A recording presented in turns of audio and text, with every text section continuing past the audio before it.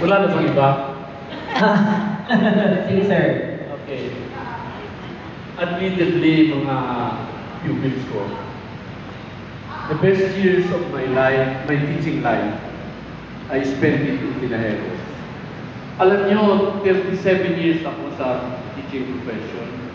10 taon sa Tinajeros, 8 years sa Caloocan, 90 years sa Quezon City, na kung saan natutulong ngayon sa Inela. Pero I always go back to Tinajeros. Kasi those were the years that start ako noon. Yung mga golden memories, hindi ko makakalimutan. Kaya every time na naalala ko ang Tinajeros, naalala ko yung mga pupils ko, na masisipag.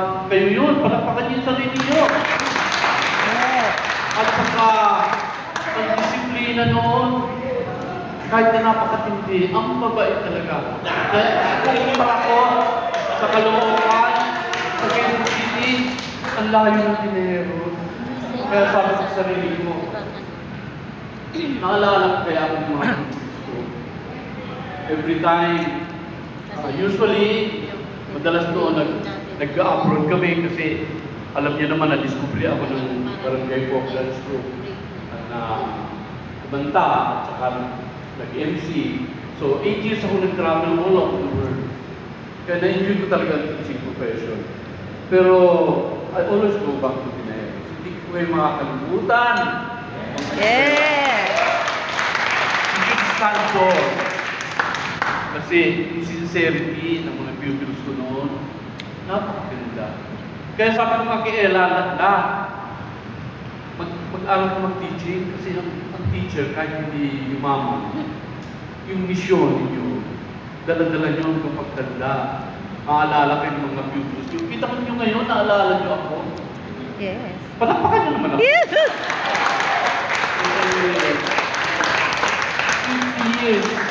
50 years ang nakaraan. Buhay pa ako. Si Agnes, I always follow her sa Facebook. Naku, ito kang eskwela ko dito si Agnes. Kung saan-saan nakakarating ngayon. Pero si Agnes, mentor niya ako. Kung mayroong, ano ba yun, talumpatian yata yun. Hanggang sa district level, nanalo siya. Kaya hindi niya rin ako makakalimutan yan si Agnes. Saan si Agnes? Ayun o, si Agnes. Okay. I love you, Agnes. And I love your mother. Alam mo si Mrs. Torres, naging kaibigan ko yun. Very close kami dalawa, si Grace, si Julia Cruz, mga naalala ko yung mga kasama ko. Si Mrs. Bertuccio, pagka ako'y kumakanta, alika dito, papianuhan kita.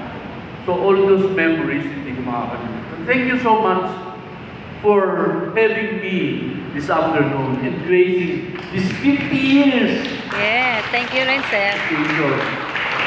Sana mayroon pang another 50 years. Pero wala na yun. Palagay ko, kasama ko na yung mga iba na nasa langit. Nag-i-enjoy na kayo, mga anak nyo naman ang mag-reunion. O kami, kasama na ako doon, pumapalakpak sa inyo. Tulad ngayon, palagay ko, sila Mrs. Torres, lahat-lahat nung nagpaalam sa atin, si Miss Julia Cruz, lahat yun masasaya. Kasi sinishare nila itong 50 years natin. Thank you very much. I love you. I love you so much. We love you, sir. Thank you. Yes, ayan po. Next po, sige.